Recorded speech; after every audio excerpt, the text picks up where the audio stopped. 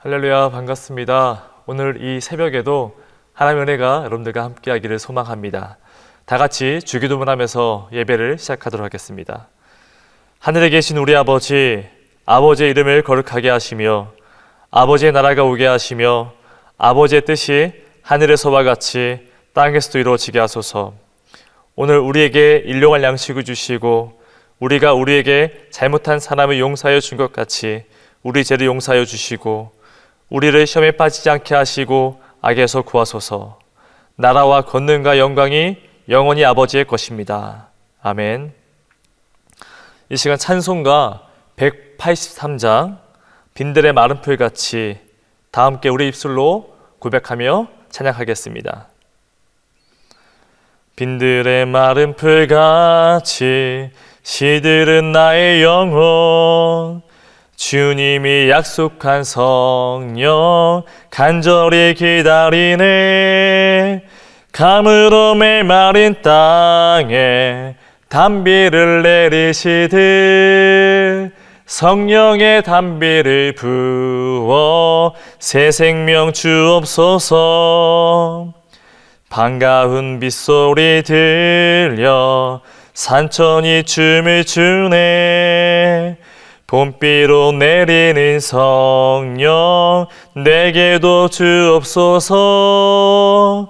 가물어 메마른 땅에 단비를 내리시듯 성령의 단비를 부어 새 생명 주옵소서.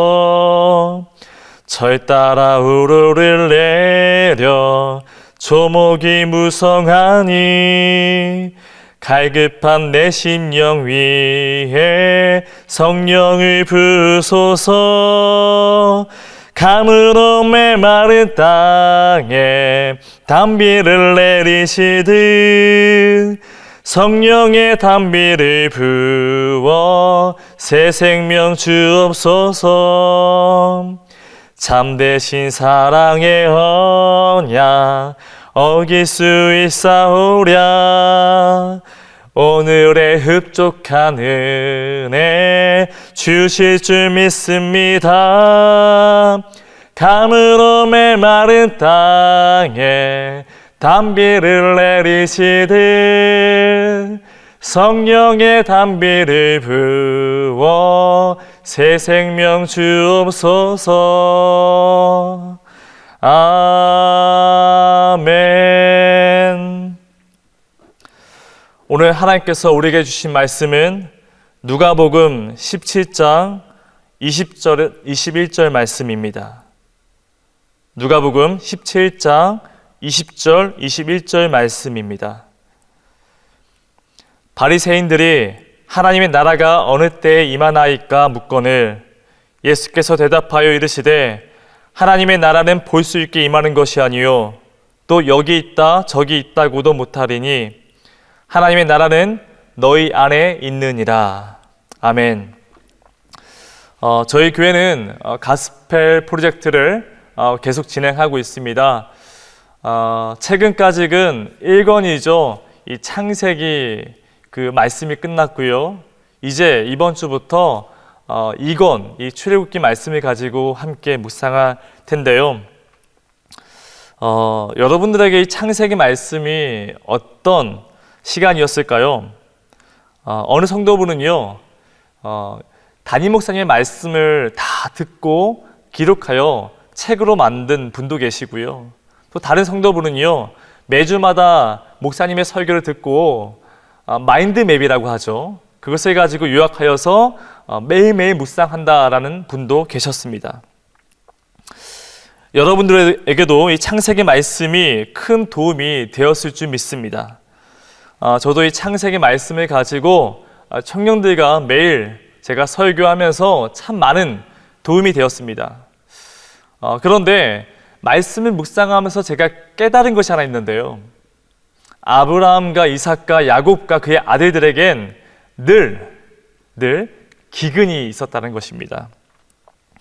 아브라함도 시작하면서 기근이 있었습니다. 창세기 12장 10절인데요. 그 땅에 기근이 심하였습니다. 이삭도 이 창세기 26장 10절에 아브라함이 죽고 그 기근이 시작되었더라. 또한 이 창세기 47장 13절에는 야곱과 그의 아들들에게도 아주 심각한 기근이 찾아왔다라고 성경은 기록하고 있습니다. 여러분, 하나님은요, 아브라함에게 처음 오셔서 하신 말씀이 뭡니까? 내가 너를 큰 민족으로 이루고 내 이름을 창대하게 하리니 너는 복이 될지라 라고 말씀하십니다. 이 말은요, 너를 통하여서 하나님 나라를 만들어 가겠다라고 하신 말씀이겠죠. 그 하나님의 그 부르심을 받고 알겠습니다 하고 따라 나섰는데 그 길이 기근이었다는 거예요. 풍요로움이 아니라 아주 황폐로운 기근이 그 삶 속에 마주하고 있었다는 것입니다. 왜 하나님은 그들의 삶 속에서 풍요로움이 아니라 기근이었을까? 오늘 이 말씀을 가지고 함께 묵상하고자 합니다. 사실 우리도 이 아브라함과 그의 자녀들처럼 늘 기근을 마주하며 살아가고 있습니다. 그 기근은요, 개인적으로 찾아오는 경우도 참 많습니다. 인생이 내 뜻대로 되지 않을 때가 참 많다라는 거예요. 최근에 저희 아내가 밤늦게 보는 드라마가 하나 있습니다. 슬기로운 의사생활이란 드라마가 있는데요. 매주 밤마다 이 드라마를 보면서 울고 있더라고요. 저도 어깨너머로 잠깐 봤는데요. 맞습니다. 질병이 그래요. 갑자기 찾아온 그 질병 때문에 참 억울하기도 하고 마음이 답답하기도 합니다. 왜 이런 일이 나에게 찾아오는 것일까? 왜 큰 이 두려움이, 이 아픔과 고통이 나에게만 찾아오는 것일까? 그렇게 큰 쉼을 여러 번 쉬어보기도 합니다. 그러나 이러한 고난은요, 개인을 넘어서 이 공동체적으로 찾아오는 경우도 있습니다. 지금이 그렇죠. 이 국가 전체가, 아니 전 세계가, 모든 나라가 이 코로나 바이러스를 통하여서 어려움, 고통을 겪고 있습니다. 예측도 할 수 없습니다. 어떻게 대응해야 할지 전 세계가 헤매고 있습니다. 최근 우리나라는 다행히도 이 코로나 바이러스 이 확진자가 줄고 있지만 세상은요, 지금도 여전히 그 죽음 앞에서 두려워 떨고 있다는 거예요. 그래서 많은 청년들이 이런 일이 있을 때마다 질문하는 경우가 많이 있습니다. 일본의 쓰나미 사건 혹은 전쟁과 여러 재난, 기근, 그런 어려움이 있을 때마다 청년들이 찾아와서 이렇게 질문합니다. 목사님, 왜 하나님은 우리에게, 왜 그 사람들에게 이 어려움을, 이 고통스러운 일들을 겪게 하는 걸까요? 전 이런 질문이 있을 때마다 늘 인용하는 말씀 구절이 있습니다. 누가복음 13장 4절 5절 말씀입니다. 또 실로암에서 망대가 무너져 치여 죽은 18사람이 예루살렘에 거한 다른 모든 사람보다 죄가 더 있는 줄 아느냐? 너희에게 이르노니 아니라. 너희도 만일 회개하지 아니하면 다 이와 같이 망하리라. 실제로 그 당시에 이 실로암 망대가 무너졌고요, 18명이 죽었습니다. 이 사건을 두고 그의 제자들이 지금 물어보는 거예요. 참 안타까운 죽음이죠. 주님, 왜 저들이 죽은 걸까요? 잘못된 일이 있겠죠? 아마도 우리가 모르는 죄를 진 건 아닐까요? 라고 질문합니다. 그러자 주님이 대답합니다. 아니라는 거예요. 그리고 하시는 말씀이 너희도 만일 회개하지 아니하면 이와 같이 망하리라 라고 주님은 말씀하십니다. 이 말은요, 너의 삶을 다시 한번 돌이켜보라는 거예요. 여러분, 하나님을 믿는다는 것이 무엇일까요? 하나님을 믿는다는 것은요, 나의 인생관이 달라지는 것입니다. 믿음을 갖는다는 것은요, 나의 삶의 목적이 달라진다는 것을 말하고 있습니다. 이전에 살아가던 삶의 방식에서 이제는 거룩한 제사장의 삶을 살아가는 것이고, 이전에 세상에 두었던 나의 그 목적이 이제는 하나님 나라를 목적에 두고 살아가는 것이 믿음 생활하는 사람의 모습이라는 것입니다. 그래서 여러분들에게 또한 제 스스로에게 질문합니다. 달라졌을까? 나의 인생관과 나의 삶의 목적이 달라졌을까? 주님을 믿고 교회를 헌신하면서 나의 인생관과 나의 목적이 달라졌을까? 그렇게 스스로에게 질문해 봤으면 좋겠습니다. 교회도 마찬가지입니다. 이 교회의 목적에 대해서도 한번 돌이켜보는 거예요. 우리는 늘 기근과 삶의 환경에서 아픔과 고통을 겪으며 살아갑니다. 그러다 보니까요, 각자 상처가 있다는 거예요. 크고 작은 상처를 가지고 살아가는 것이 우리의 모습입니다. 자, 그런데 그렇게 서로의 아픔과 슬픔이 만나서 치료되는 곳이 교회 아니겠습니까? 왜요? 복음이 그것을 가능하게 한다는 거예요. 그러나 지금 교회는요, 서로의 아픔과 고통이 만나서 더 깊은 아픔과 더 큰 상처가 만들어지는 경우를 자주 보게 됩니다. 왜 그런 것일까? 저도 이전에 이런 말을 많이 했었는데요. 목회자가 되고 난 이후에 참 부담되기도 하고 가장 듣기 싫은 말이 바로 이 말입니다. 교회는 이 죄인들이 모인 곳이다. 그러니 어쩔 수 없다. 세상보다 더한 곳이다. 우리가 바라볼 것은 그래서 하나님이다. 여러분, 맞는 말인데 맞지 않는 말인 거예요. 왜냐하면 주님을 바라보면요, 바뀔 수밖에 없습니다.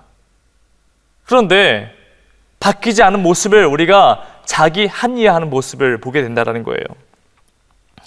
여러분, 하나님은 왜 아브라함과 이삭과 야곱, 요셉을 통하여서 하나님 나라를 만들어야 하는데 왜 풍요로움이 아니라 기근을 주시는 것일까? 아주 간단합니다. 세상 바라보지 말고 하나님 바라보라는 거예요.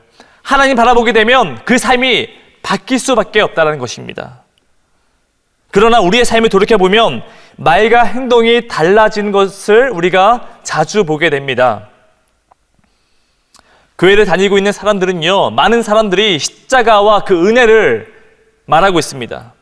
교회도 마찬가지로 신앙은 은혜와 복음이, 긍휼과 쉼이 가득 넘치는 것, 그것이 삶의 중심이 되어야 한다라고 가리키고 설교로 우리가 선포하고 있습니다.